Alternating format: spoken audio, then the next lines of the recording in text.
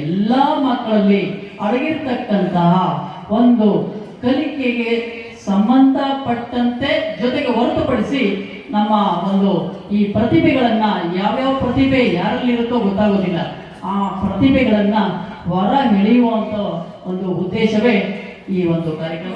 School ನೋಡ್ರಿ, private ಸ್ಕೂಲ್ಗೆ fees ಕಟ್ತೀವಿ, ಬಾಕ್ಸ್ ಮಾಡ್ತೀವಿ, ಮಕ್ಕಳನ್ನ ರೆಡಿ ಮಾಡ್ತೀವಿ, ಎಲ್ಲ ಮಾಡ್ತೀವಿ. ಅದ್ರಲ್ಲಿ 10% ನಾವು ಈ ಮಕ್ಕಳು ಕೊಟ್ರೆ ಈ ಮಕ್ಕಳು ತುಂಬಾ ದೊಡ್ಡ ಲೆವೆಲ್ ಹೋಗ್ತಾರೆ ಅನ್ನೋ ಫೀಲಿಂಗ್ ಇಂದ ನಮ್ಮೊಂದು ಪುಟ್ಟಹಳ್ಳಿ ಬೀರ್ಸಂದ್ರ ಅಂತ, ನಮ್ಮ ಒಂದು ಪುಟ್ಟಹಳ್ಳಿನಲ್ಲಿ ಪ್ರತಿ ಮನೆಗೆ ಒಂದು 2 ಡಿಗ್ರಿ ಹೋಲ್ಡರ್ಸ್ ಇದ್ದಾರೆ, ಒಂದು 3 ಜನ PDOs ಇದ್ದೀವಿ, ಡಾಕ್ಟರ್ಸ್ ಇದ್ದಾರೆ, ಇಂಜಿನಿಯರ್ಸ್ ಇದ್ದಾರೆ. ಎಲ್ಲರೂ ಸರ್ಕಾರಿ ಶಾಲೆನಲ್ಲೇ ನಮ್ಮೂರು ಶಾಲೆನಲ್ಲೇ ಓದ್ತಾರೆ. ಇಡೀ ತಾಲೂಕು, ಜಿಲ್ಲೆ, ರಾಜ್ಯ ಮಟ್ಟ, ರಾಷ್ಟ್ರ ಮಟ್ಟಗಂಟ ನಡೀತಕ್ಕಂಥ ಒಂದು ಪ್ರತಿಭಾ ಕಾರ್ಯ. ಎಲ್ಲ ಆಸ್ತಿ ಮಾಡಿ ಅಂತಿದ್ರಲ್ಲ, ಈಗ ಮಕ್ಕಳನ್ನೇ ವಿದ್ಯಾವಂತರನ್ನಾಗಿ ಮಾಡಿರಿ, ಮಕ್ಕಳನ್ನೇ ಆಸ್ತಿಯನ್ನಾಗಿ ಮಾಡಿರಿ ಅಂತ ಹೇಳುವಂಥದ್ದು ಒಂದು ಕಾಲ ಇದು.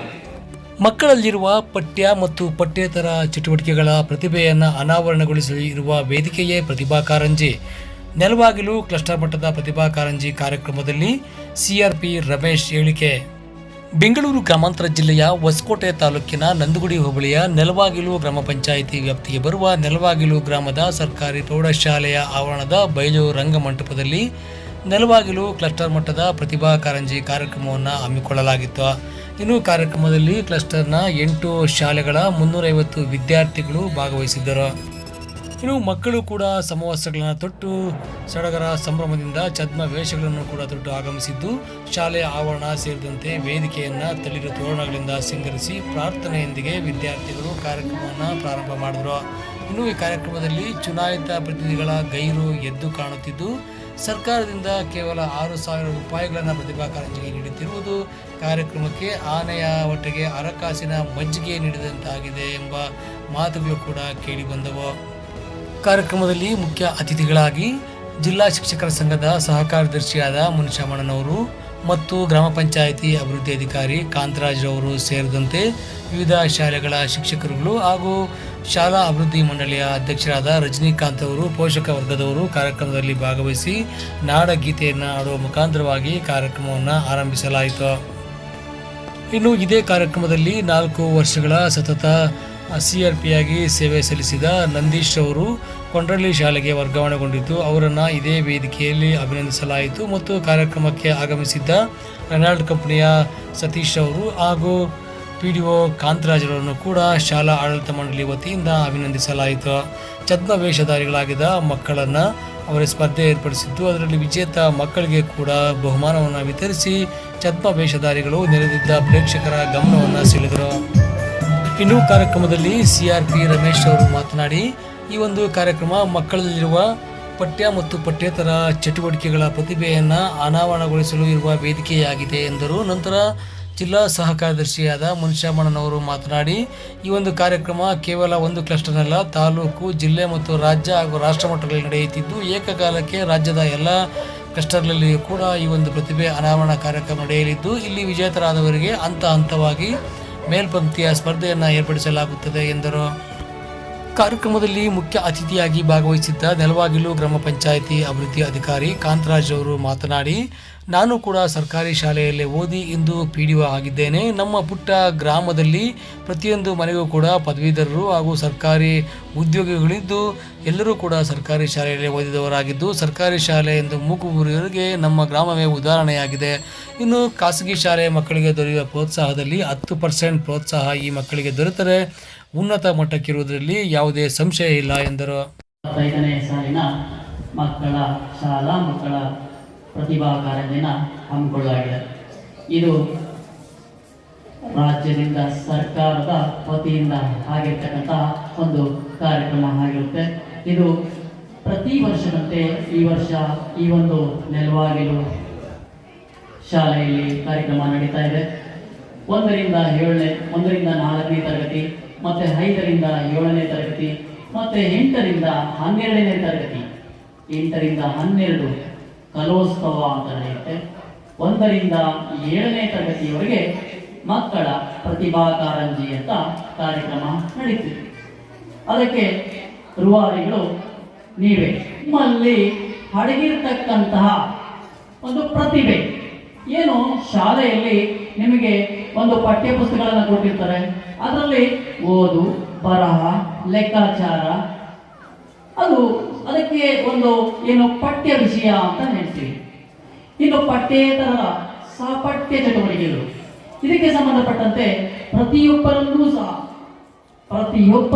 ಸಹ ತಮ್ಮದೇ ಆದಂತ ವ್ಯಕ್ತಿತ್ವ ಇದ್ದೇ ಇರುತ್ತೆ.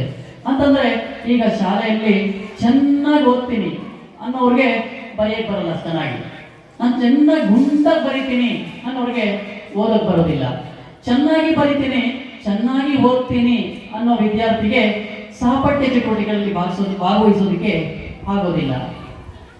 ಸಹಪಠ್ಯ ಚಟುವಟಿಕೆಗಳಲ್ಲಿ ಉತ್ತಮವಾದಂತಹ ಒಂದು ಕಲಿಕೆಯನ್ನ ಮಾಡ್ತಕ್ಕಂತಹ ವಿದ್ಯಾರ್ಥಿಗೆ ಓದು ಬರಹದಲ್ಲಿ ಕಡಿಮೆ ಇರ್ತದೆ ನೋಡಿ. ಇದು ಎಲ್ಲ ರಂಗಗಳಲ್ಲೂ ಮಕ್ಕಳಲ್ಲಿ ಈ ಪ್ರತಿಭಾ ಕಾರಂಜಿ ಉದ್ದೇಶ ಅಷ್ಟೇ ಏನು ಅಂತಂದ್ರೆ, ಎಲ್ಲ ಮಕ್ಕಳಲ್ಲಿ ಅಡಗಿರ್ತಕ್ಕಂತಹ ಒಂದು ಕಲಿಕೆಗೆ ಸಂಬಂಧಪಟ್ಟಂತೆ ಜೊತೆಗೆ ಹೊರತುಪಡಿಸಿ ನಮ್ಮ ಒಂದು ಈ ಪ್ರತಿಭೆಗಳನ್ನ, ಯಾವ್ಯಾವ ಪ್ರತಿಭೆ ಯಾರಲ್ಲಿ ಇರುತ್ತೋ ಗೊತ್ತಾಗೋದಿಲ್ಲ, ಆ ಪ್ರತಿಭೆಗಳನ್ನ ಹೊರ ಎಳೆಯುವಂತ ಒಂದು ಉದ್ದೇಶವೇ ಈ ಒಂದು ಕಾರ್ಯಕ್ರಮ, ಶಾಲಾ ಮಕ್ಕಳ ಪ್ರತಿಭಾ ಕಾರಂಜಿ. ಈ ಶಾಲಾ ಮಕ್ಕಳ ಪ್ರತಿಭಾ ಕಾರಂಜಿಯನ್ನ ಈ ಒಂದು ಗ್ರಾಮದಲ್ಲಿ ಹಮ್ಮಿಕೊಂಡಿದ್ದೇವೆ. ಇನ್ನು ಮುಂದಿನ ಪ್ರತಿ ವರ್ಷದಂತೆ ಇವತ್ತು ಮಾಡ್ತಾ ಇದ್ದೀವಿ. ಮುಂದಿನ ವರ್ಷ ಸಹ ಪ್ರತಿಭಾ ಕಾರಂಜಿ ಬರುತ್ತೆ. ಈಗಾದರೂ ಸಹ ನಿಮ್ಮ ಒಂದು ವ್ಯಾಸಂಗ ತರಗತಿಗಳು ಮಾತ್ರ ಬೇರೆ ಆಗಿರುತ್ತೆ. ಆದ್ರಿಂದ ನೀವೆಲ್ಲರೂ ಭಾಗವಹಿಸಿ ಎಲ್ಲಾ ಮಕ್ಕಳು ಬಹುಮಾನವನ್ನ ಪಡ್ಕೊಳ್ತೀರಾ ಅಂತ ಹೇಳ್ತಾ ನಾನು ಇವತ್ತಿನ ದಿವಸ ಇದು ಒಂದೇ ಕ್ಲಸ್ಟರ್ ಅಲ್ಲ,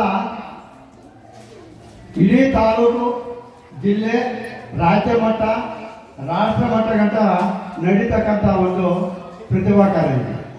ಮೊದಲಿಗೆ ನಮ್ಮ ಶಾಲೆಗಳಲ್ಲಿ ಯಾವ ಮಕ್ಕಳಲ್ಲಿ ಅಡಗಿರ್ತಕ್ಕಂಥ ಒಂದು ಪ್ರತಿಭೆಯನ್ನ ಆಯ್ಕೊಂಡು ಅಲ್ಲಿಂದ ಕ್ಲಸ್ಟರ್ ಮಟ್ಟಿಗೆ ಕರೆತಂದು ಕ್ಲಸ್ಟರ್ ಮಟ್ಟದ ವಿಜೇತರಾದಂಥ ಪ್ರಥಮ ಬಹುಮಾನ ಪಡೆದಂಥ ವಿದ್ಯಾರ್ಥಿಗಳನ್ನ ತಾಲೂಕು ಮಟ್ಟಕ್ಕೆ ಕೊಂಡೊಯ್ದು ಅಲ್ಲಿ ಪ್ರಥಮ ಬಹುಮಾನವನ್ನು ಪಡೆದಂಥ ಮಕ್ಕಳನ್ನ ಜಿಲ್ಲಾ ಮಟ್ಟದಲ್ಲಿ ಹಾಗೂ ರಾಜ್ಯ ಮಟ್ಟಕ್ಕೆ ಕರೆದೊಯ್ತಕ್ಕಂಥ ಒಂದು ಪ್ರತಿಭೆಯನ್ನ ನಾವು ಈ ನೆಲವಾಗಲು ಪ್ರೌಢಶಾಲಾ ಮತ್ತು ಹಿರಿಯ ಪ್ರಾಥಮಿಕ ಶಾಲೆಯ ಆವರಣದಲ್ಲಿ ಹಮ್ಮಿಕೊಂಡಿದ್ದೇವೆ. ಮಕ್ಕಳಲ್ಲಿ ಹಲವಾರು ಪ್ರತಿಭೆಗಳಿರ್ತವೆ. ಶಾಲೆಗಳಲ್ಲಿ ನಾವು 4 ಗೋಡೆಗಳ ಮಧ್ಯೆ ಪಠ್ಯ ಪ್ರವಚನವನ್ನು ಮಾಡ್ತೀವಿ. ಅದರ ಜೊತೆಗೆ ಅವಳಲ್ಲಿ ಅರಿತಕ್ಕಂಥ ಪಠ್ಯೇತರ ಚಟುವಟಿಕೆಗಳಲ್ಲಿ ಸಾಂಸ್ಕೃತಿಕ ಕಾರ್ಯಕ್ರಮಗಳಿರ್ಬೋದು, ಕ್ರೀಡೆಗಳಿರ್ಬೋದು. ನಿಮ್ಗೆ ಗೊತ್ತಿದೆ, ಈಗಾಗಲೇ ಹೋಬಳಿ ಮಟ್ಟದ ಕ್ರೀಡಾಕೂಟವನ್ನು ಮುಗಿಸಿದ್ದೀವಿ. ಇನ್ನೇನು ತಾಲೂಕು ಮಟ್ಟಕ್ಕೆ ವಿಜೇತರಾಗಿರ್ತಕ್ಕಂಥ ಮಕ್ಕಳು ತಾಲೂಕು ಮಟ್ಟಕ್ಕೆ ಇನ್ನೇನು ಕೆಲವೇ ದಿನಗಳಲ್ಲಿ ನಿಗದಿಯಾಗುತ್ತೆ. ಅದೇ ತರಹ ಕೂಡ ಆ ಮಕ್ಕಳಲ್ಲಿ ಅಡಗಿರ್ತಕ್ಕಂಥ ಒಂದು ಪ್ರತಿಭೆಯನ್ನು ಹೊರಹೊಮ್ಮುವುದಕ್ಕೆ ಘನ ಸರ್ಕಾರ ಈ ಒಂದು ಕಾರ್ಯಕ್ರಮವನ್ನು ರೂಪಿಸಿ ಆ ಮಕ್ಕಳೆಲ್ಲ ಇರ್ತಕ್ಕಂಥ ಒಂದು ಪ್ರತಿಭೆಯನ್ನು ಮುಂದೂಡುತ್ತಾ ಈ ಒಂದು ಕಾರ್ಯಕ್ರಮ ಒಂದು ಪುಟ್ಟ ಶಾಲೆಯಲ್ಲಿ ಹಮ್ಮಿಕೊಂಡಿದ್ದು ಬಹಳ ಅದ್ಭುತವಾಗಿ ಈ ಕಾರ್ಯಕ್ರಮ ಆಯೋಜನೆ ಮಾಡಿ ಹೊಸದಾಗಿ ಬಂದಿರ್ತಕ್ಕಂಥ CRPಗಳಾಗಿರ್ತಕ್ಕಂಥ ಶ್ರೀಯುತ ರಮೇಶ್ ಸರ್ ಅವರು ಹಿಂದೆ ಸುಮಾರು 3-4 ವರ್ಷಗಳ ಕಾಲ ಇದೇ ಒಂದು ವೇದಿಕೆಯಲ್ಲಿ ನಮ್ಮ ನಂದೀಶ್ ಕುಮಾರ್ ಅವರು ಸುಮಾರು ಕಾರ್ಯಕ್ರಮಗಳನ್ನು ಈ ವೇದಿಕೆಯ ಮೇಲೆ ಮಾಡಿದ್ದಾರೆ. ಅವರೀಗ ಕೊಡಲಿ ಶಾಲೆಗೆ ಇದು ನನಗೆ ಈ ಕಾರ್ಯಕ್ರಮದಲ್ಲಿ ಭಾಗವಹಿಸಿದ್ದು ತುಂಬಾ ಖುಷಿ ಕೊಡೋ ವಿಚಾರ. ಯಾಕೆ ಈ ಕಾರ್ಯಕ್ರಮ ನಾನು ತುಂಬಾ ಖುಷಿ ಕೊಡ್ತದೆ ಅಂದ್ರೆ, ನಾನು ನಿಮ್ಮ ತರದ್ದೇನೆ ಒಂದು ಸರ್ಕಾರಿ ಶಾಲೆಯಲ್ಲಿ ಓದಂತದ ಒಂದು ಹುಡುಗ. ಎಲ್ಲರೂ ಏನಂತಾರೆ, ಎಲ್ಲ ಕಾನ್ವೆಂಟ್ ಅಲ್ಲಿ ಎಲ್ಲ ತುಂಬಾ ಚೆನ್ನಾಗಿ ಕಲಿಸ್ತಾರೆ, ಈ ಗೌರ್ಮೆಂಟ್ ಶಾಲೆಗಳು ಸರಿಯಾಗಿ ಓದಿಸಲ್ಲ, ಎಲ್ಲ ಮುಚ್ಚೋಗ್ತಿದ್ದಾವೆ ಅನ್ನುವಂತ ಈ ಕಾಲಘಟ್ಟದಲ್ಲಿ ತುಂಬಾ ಉತ್ತಮವಾದಂತ ಕಾರ್ಯಕ್ರಮಗಳಲ್ಲಿ ನಾನು ಭಾಗವಹಿಸಿದ್ದೀನಿ ಅನ್ನೋ ಒಂದು ಹೆಮ್ಮೆ ನನಗಿದೆ. ಯಾಕಂದ್ರೆ ನೋಡಿ, ನಮ್ಮೊಂದು ಪುಟ್ಟಹಳ್ಳಿ ಬೀರ್ಸಂದ್ರ ಅಂತ, ನಮ್ಮೊಂದು ಪುಟ್ಟಹಳ್ಳಿನಲ್ಲಿ ಪ್ರತಿ ಮನೆಗೆ ಒಂದು 2 ಡಿಗ್ರಿ ಹೋಲ್ಡರ್ಸ್ ಇದ್ದಾರೆ, ಒಂದು 3 ಜನ PDOs ಇದೀವಿ, ಡಾಕ್ಟರ್ಸ್ ಇದ್ದಾರೆ, ಇಂಜಿನಿಯರ್ಸ್ ಇದ್ದಾರೆ.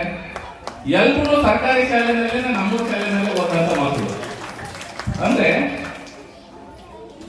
ನಾವು ತುಂಬಾ ಸೀರಿಯಸ್ ಆಗಿ ಯೋಚನೆ ಮಾಡ್ಬೇಕಾಗ್ತದೆ. ಈಗ ಒಂದ್ ಕಾಲದಲ್ಲಿ ಆ ಎಲ್ಲ ಆಸ್ತಿ ಮಾಡಿ ಅಂತಿದ್ರಲ್ಲ, ಈಗ ಮಕ್ಕಳನ್ನೇ ವಿದ್ಯಾವಂತರನ್ನಾಗಿ ಮಾಡಿರಿ, ಮಕ್ಕಳನ್ನೇ ಆಸ್ತಿಯನ್ನಾಗಿ ಮಾಡಿರಿ ಅಂತ ಹೇಳುವಂಥದ್ದು ಒಂದು ಕಾಲ ಇದು. ಆ ಕಾರಣಕ್ಕಾಗಿ ಇಲ್ಲಿ ನಿಮ್ಮ ಮಧ್ಯೆ ಯಾರು ಡಾಕ್ಟರ್ ಇದ್ದಾರೋ, ಯಾರು ಇಂಜಿನಿಯರ್ಸ್ ಇದ್ದಾರೋ, ಯಾರು IAS ಆಫೀಸರ್ ಇದ್ದಾರೋ ಯಾರಿಗೂ ಗೊತ್ತಿಲ್ಲ. ಇವತ್ತು ಸರ್ಕಾರಿ ಶಾಲೆ ಮಕ್ಕಳನ್ನು ಸಹ ಅದ್ಭುತವಾಗಿ ಪರ್ಫಾರ್ಮ್ ಮಾಡಿ ಇಡೀ ದೇಶಕ್ಕೆ ಹೆಸರು ತರುವಂತದ್ದು ಎಲ್ಲ ಶಕ್ತಿ ಸಾಮರ್ಥ್ಯ ತಮ್ಮಲ್ಲಿದೆ. ಆ ಕಾರಣಕ್ಕೆ ವಿದ್ಯೆ ಉಳ್ಳವರ ಮುಖ ಮುದ್ದು ಬರುವಂತಿಕ್ಕು, ವಿದ್ಯೆ ಇಲ್ಲದವರ ಮುಖ ಆಲೂರು ಅದ್ದಿನಂತಿಕ್ಕು ಅಂತ ಸರ್ವಜ್ಞ ಹೇಳಿದ್ದಾರೆ. ಇವತ್ತು ನಿಮ್ಮ ಹತ್ರ ಆಸ್ತಿ ಒಡವೆ ಯಾರಾದ್ರೂ ಕತ್ಕೊಂಡು ಹೋಗ್ಬೋದು ಮಕ್ಳೇ, ಆದ್ರೆ ನೀವು ಕಲಿಯುವಂತ ವಿದ್ಯೆ ನಿಮ್ಮನ್ನ ಎಲ್ಲಿಗಾದ್ರೂ ತಗೊಂಡು ಹೋಗ್ಬೋದು. ನಾನೇ ಅದಕ್ಕೆ ನಿಮ್ ಮುಂದೆನೇ ಎಕ್ಸಾಂಪಲ್ ಇದ್ದೀನಿ. ನಿಮ್ ತಕ್ಕ ಒಂದು ಪುಟ್ಟ ಶಾಲೆಯಲ್ಲಿ ನಮ್ಗೆ ಒಬ್ಬರೇ ಟೀಚರ್ ಇದ್ರು. ಇವತ್ತು ನಾನು ಇದು PDO ಆಗ್ಲಿಕ್ಕೆ ಅವ್ರ ಆಶೀರ್ವಾದ ಕಾರಣ ಅಂತ ತಮ್ಗೆ ಗಮನಿಸ್ತಾ ಇರ್ತೀನಿ ನಾನು. ನೀವು ನಮ್ಮ ಕ್ಲಸ್ಟರ್ನಲ್ಲಿ ಮಕ್ಕಳು ತುಂಬಾ ಚೆನ್ನಾಗಿ ಓದ್ರಿ, ಚೆನ್ನಾಗಿ ಓದಿ ಒಳ್ಳೆ ವಿದ್ಯಾವಂತರಾಗಲಿ, ಜ್ಞಾನವನ್ನು ಕಲಿಸ್ಕೊಡ್ರಿ. ನೀವು ಏನಾದ್ರೂ ಆಗ್ಬೋದು, ವಿದ್ಯೆ ಕಲಿತು ನೀವು ಡಾಕ್ಟರ್ ಆಗ್ಬೋದು, ಇಂಜಿನಿಯರ್ ಆಗ್ಬೋದು, ಆಫೀಸರ್ ಆಗ್ಬೋದು, ಒಳ್ಳೆ ರೈತರಾಗ್ಬೋದು, ನಾಗರಿಕರಾಗ್ಬೋದು, ಏನಾದ್ರೂ ಆಗ್ಬೋದು. ಆ ಕಾರಣಕ್ಕಾಗಿ ನಿಮ್ಮ ಉದ್ದೇಶ ಏನಂದ್ರೆ ವಿದ್ಯೆ ಕಲಿಯೋ ಕಡೆ ಇರಲಿ ನಿಮ್ದು. ನೀವು ವಿದ್ಯೆ ಕಲಿತು ತುಂಬಾ ಒಳ್ಳೆ ಸತ್ಕಾರ್ಯಗಳಾಗಬೇಕು ಅಂತ ನಮ್ಮ ಆಸೆ. ಆ ಕಾರಣಕ್ಕಾಗಿ ಇವತ್ತು ನಿಮ್ಮನ್ನೆಲ್ಲ ನಿಮ್ಮಲ್ಲಿ ತುಂಬಾ ಪ್ರತಿಭೆ ಇದೆ. ಸರ್ಕಾರಿ ಶಾಲೆ ಮಕ್ಕಳು ಸಹ ತುಂಬಾ ಪ್ರತಿಭಾವಂತರು. ಆ ಕಾರಣಕ್ಕಾಗಿ ಇಲ್ಲಿ ಅವರಲ್ಲಿರುವಂತಹ ಪ್ರತಿಭೆಯನ್ನು ಹೊರತಂದು ಇಲ್ಲಿಂದ ತಾಲೂಕು, ಜಿಲ್ಲಾ, ರಾಷ್ಟ್ರ ಮಟ್ಟಕ್ಕೆಲ್ಲ ತಾವೆಲ್ಲ ಹೋಗ್ಬೇಕು ಅನ್ನೋ ಒಂದು ಕಾಳಜಿಯಿಂದ ಇವತ್ತು ಈ ಕಾರ್ಯಕ್ರಮವನ್ನು ತಾವೆಲ್ಲರೂ ಆಯೋಜನೆ ಮಾಡಿದ್ದೀರಿ. ನಿಜವಾಗ್ಲೂ ಈ ಕಾರ್ಯಕ್ರಮದ ಆಯೋಜಕರಿಗೆ ನಾನು ಧನ್ಯವಾದವನ್ನು ಹೇಳ್ತೇನೆ. ಈ ತರದ್ದು ಈ ಕಾನ್ವೆಂಟ್ ಸ್ಕೂಲ್ ಮಕ್ಕಳು ಏನಾಗಿದೆ, ಅವರು ಗಾಂಧಿ, ನೆಹರು, ಆಮೇಲೆ ಕಿತ್ತೂರು ರಾಣಿ ಚೆನ್ನಮ್ಮ ಎಲ್ಲ ವಿವಿಧ ವೇಷಭೂಷಣವನ್ನು ಹಾಕೊಂಡು ಬಂದಿದ್ದಾರೆ. ಅಲ್ಲಿ ನಮ್ಮ ಸರ್ಕಾರಿ ಶಾಲೆ ಮಕ್ಕಳು, ಅಂಗನವಾಡಿ ಟೀಚರ್ಸ್ ಏನ್ ಮಕ್ಕಳಿದಾರಲ್ಲ, ಅವರು ಸರಿಯಾಗಿ ಸ್ನಾನನೂ ಮಾಡಿಲ್ಲ, ಬಟ್ಟೆನೂ ಹಾಕೊಂಡಿಲ್ಲ. ಯಾಕಂದ್ರೆ ಸರ್ಕಾರಿ ಶಾಲೆನಲ್ಲಿ ಇವತ್ತು ಓದಂತ ಮಕ್ಕಳು, ಬಡವರ ಮಕ್ಕಳು, ದುರ್ಬಲರ ಮಕ್ಕಳು ಇರ್ತಾರೆ. ಅವ್ರ ಬಗ್ಗೆ ನಮ್ಮ ಟೀಚರ್ಸ್ ಸ್ವಲ್ಪ ಕಾಳಜಿ ವಹಿಸಿದ್ರು ಅವ್ರು ತುಂಬಾ ತುಂಬಾ ದೊಡ್ಡ ಸ್ಥಾನಕ್ಕೆ ಹೋಗ್ತಾರೆ ಅನ್ನೋ ಫೀಲಿಂಗ್ ನಂದು. ಆ ಕಾರಣಕ್ಕಾಗಿ ನಾವು ಈಗ ಪ್ರೈವೇಟ್ ಸ್ಕೂಲ್ ನೋಡ್ರಿ, ಪ್ರೈವೇಟ್ ಸ್ಕೂಲ್ಗೆ ಫೀಸ್ ಕಟ್ತೀವಿ, ಬಾಕ್ಸ್ ಮಾಡ್ತೀವಿ, ಮಕ್ಕಳನ್ನ ರೆಡಿ ಮಾಡ್ತೀವಿ, ಎಲ್ಲ ಮಾಡ್ತೀವಿ. ಅದ್ರಲ್ಲಿ 10% ನಾವು ಈ ಮಕ್ಕಳು ಕೊಟ್ರೆ ಈ ಮಕ್ಕಳು ತುಂಬಾ ದೊಡ್ಡ ಲೆವೆಲ್ಗೆ ಹೋಗ್ತಾರೆ ಅನ್ನೋ ಫೀಲಿಂಗ್ ಇಂದ